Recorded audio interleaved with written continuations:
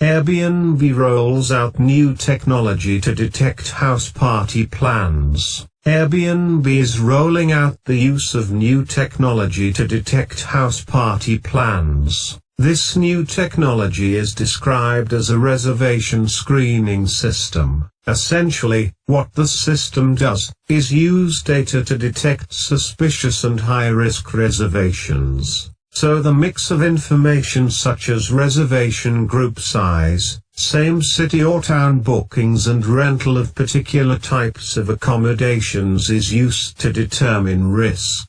So here is how I think it would work in my sci-fi movie headspace. Someone decides to have an unauthorized house party in an Airbnb. This person rents an entire 6-bedroom house which has a large space but rents it for only one night for one person when there were many other accommodations available in the area. First red flag on the Airbnb detecting machine. One red flag is not enough. Let's say they need 3 to 4 red flags for the machine to send out an alert. The second red flag is a number of bookings in that particular area that does not follow the usual or seasonal booking trend. A third red flag is all the bookings fall on a celebrating public holiday. A fourth red flag is that on the system, all the people booking are traveling from the same area. So that is pretty much how I simplify how the technology works in my head.